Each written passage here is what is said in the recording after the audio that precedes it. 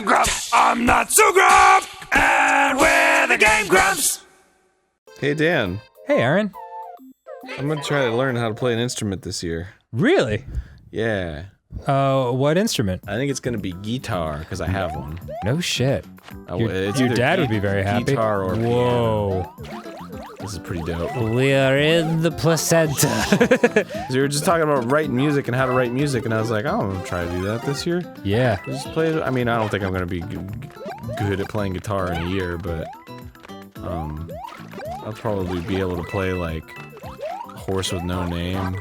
Yeah. Well, I mean, that guy who got us talking about music, Mark Hollis, his whole thing was, feeling is always more important than technique. So, he was like, it doesn't matter if you can play it well, it just matters if you can connect your emotions to the instrument.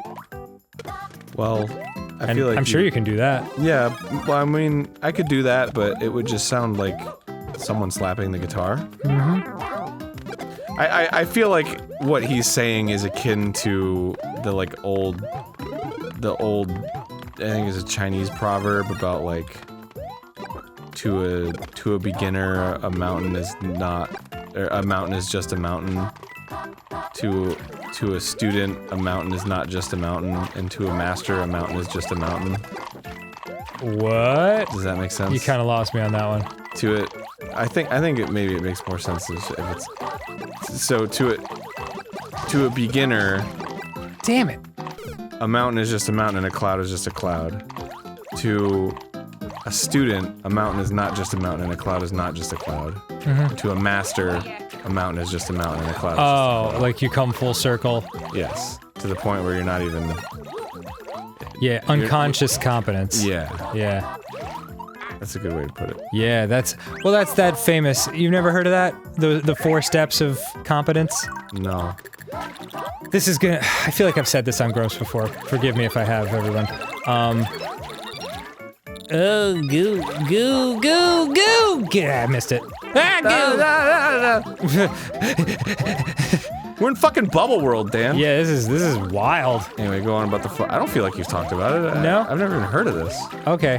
Well, I'm gonna have to focus to talk about it because it's a little confusing if you're not like concentrating. But okay, I'll throw this over here. The gist is there's 4 stages when you're learning something. The first one is unconscious incompetence, which means you're incompetent, you don't know how to do it, but you're so new at it, you don't know how much you have to learn to get good. Then the second stage is conscious incompetence, which means you don't know how to do it, and you're starting to realize how much work it's going to take to get good at it. And that's the step where most people quit. And then the third step is conscious competence, where now you're competent, but you have to pay attention and be conscious of it. Yeah. And the fourth stage, the final one, is unconscious competence, where you're amazing at it, and you're so good you don't even have to think about it. Wow, yeah, that's totally the proverb. Yep. But less cool. Yeah. It's not all like wise old man told me this on a mountaintop kind of shit, but it is a good breakdown. Oh, you did it. Woo! No, it's definitely more of like a science-y. Yeah, heady approach to it. But it makes sense. Yeah, and it's good. It's for me, it was a good reminder because I learned that from Betsy Capes, the woman who ran the career course that I took when Ninja Sex Party started. Yeah. And God, I owe her so much. She still teaches in New York. But that was helpful to learn because, you know, just finding out like this is the line where you're gonna hate it and you're gonna want to quit, and knowing that there's 2 steps beyond that is very like, I don't know. It's just like very. I have a roadmap as opposed to. I don't know where this whole thing is going. You know, you can psych yourself out. It's harder to psych yourself out when you know the steps. True. That's right. Yeah, no, I've always found the unknown is scarier than anything else. For sure. If you start doing something, right? Like, oh. You're like, I want to do this. I did not mean to do this. It feels so daunting when you get in the shit. You're like, oh, this isn't so bad. Yeah. And then you just kind of follow it through. It's true. That's why they say starting is always the hardest part. Because it is. It's scary to start something because you have no idea what the fuck you're starting. Yeah, and the irony is, like, it gets scarier as you get older. You'd think, like, as you get older, like, you'd care less. But I think, at least for me, Wait, stop. Fuck. Oh my god, damn it. at least for me, I think I'm at a point in my life where it's very difficult to be a novice at something again. Wow, look at that. Like, I've spent so many endless hours working on singing and comedy that, like, I feel like I've got a pretty decent handle on them. And, like, the stuff that I'm not doing well, I at least know how to get better. But, like, to start completely over at something from scratch is very, like, it's difficult. For me, at least. Wow, it's so exciting for me. I know, we're different like that. I fucking love learning new things. I just sometimes it's something I love about, like, going ham on something. Just being like, I am just dedicating. It's like all or nothing, kind of. Yeah, well, we're also different in the sense that I learn much better from teachers, and you learn much better on your own. Oh, that's true, yeah. So yeah, teachers are frustrating. That does change things. Ooh, I mean, I like getting help and stuff. I like having people I can talk to. But in terms of, like, somebody who's, like, pacing something out for me, like, I'm just like, I just want to go, man. Yeah. Just let me go. Whoop. That's the problem I have with training right now, because I have to... Whoa, sorry. In order to train, like, in a healthy way, my body, I mean. Yes. Oh, God, man. Whoa, there you go. Well... That is just my brain overloaded. Sorry, continue. Well, I got back pain in Hawaii. I had like a whiplash from snorkeling. Yeah. Like a slow whiplash. Yeah. I won't go into that, but that's what I got, and that's how I got it. So I don't want to hear anybody being like, how the fuck did you? That doesn't make sense. Yeah, you can't do that. I'm a professional snorkelist. That's what I got, and that's how I got it. That's why I don't want to hear any of your shit. Oh man, you know exactly what I'm talking about. Though. Yeah, we've just had too many YouTube comments in our lives. Sorry about that. It's not us trying to be like, how dare you try to help. What the fuck was it? Oh yeah, so I didn't train for. I was like really on the train. You know what I'm saying? Yes. But I fell off the train because of that injury. Right. And I had to get over that for like a week.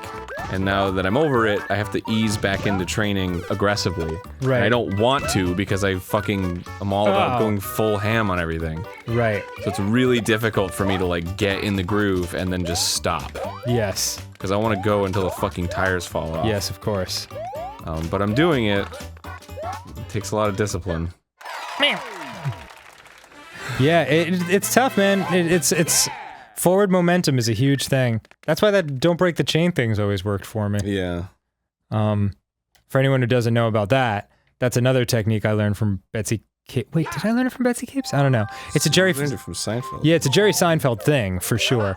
Simone Giertz did an invention. Have you ever seen that? What's the invention? The invention is. I don't know where I'm going right now. I think we're done. Really? Yeah. Well. Don't we have to fight a castle or something? No, that was it. We fought the castle in Rock Candy Mines. Oh goodness. There's one more stage in Rock Candy Mines that we could do. Let's do it. But there's also like the extra. There's like the bonus stages. The ones that like unlocked when we beat the game. Ooh. Let's try one. I mean, I can't get enough of this game. Can't get enough of that sugar crisp. Sugar crisp. Sorry, Granny. What was I saying? Oh yeah, so Simone Giertz invented this thing. I hope to God I'm saying her name right. She's a YouTuber. Shit. She invented like an electronic thing that you put on your wall, and it's like, it's got 31 days on it, and then when you press one of the days, it lights up. And And it just remains on your wall. So every time you do a thing on that day, you press the little button. That is a great idea. Yeah, and it just lights up, and you just get a nice little always-on representation of that shit. Pretty dope. That is pretty dope. The one I have is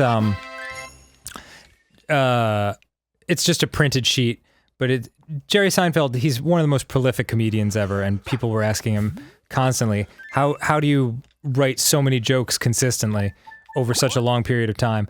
And he said, well, the way I do it is you write a joke one day and you make a check mark on your calendar, and you write a joke the next day and make a check mark on your calendar, and then just don't break the chain, you know, and you just keep making check marks every day. And it sounds overly simple, but the idea is it draws your attention and puts it on your past successes, so you're just riding along, and it makes you accountable to the work you've already put in, rather than thinking about the future and being like, oh god, I have so many jokes to write indefinitely, because then it feels like a burden, and you won't do it. The human mind will give up in that case. So it's really just like changing your perspective a little bit, and it really helps. That's interesting. I don't know that I ever saw it that way. Yeah. I guess maybe I did. It feels like collecting a little bit. I can't get it. I got it! Oh my god damn it! God. I almost had it. Yeah, it feels like collecting a little bit. Like, oh, I gotta get them all. Yeah. Like, I owe it to myself, because look at how many thousands of days in a row I've done this, you know? It also just helps make it a routine too. Yes, for sure. It's routine. What is it? Oh, I'm sorry. Oh god! What is it called? The habit? The 70,000 forms of habit? What the fuck is it called? I do not That know. fucking book. Habit. 70,000 Forms of Habit, or what the fuck?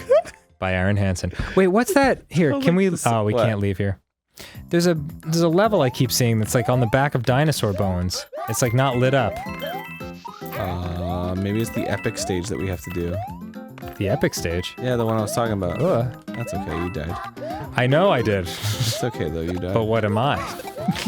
Oh. Here, check it out. Where? What are you talking about? What are you talking about? Right there. Oh. How do we get Conveyor there? belt. Yeah, what is that? No. You know what? Next time on Game Grumps, we'll try to figure out how to get there. That's cool. Yeah, I like it. I want to know. How does it hang? Goodbye. Aaron, tell me more about your fat cock, Aaron. Yeah, I will. Yeah.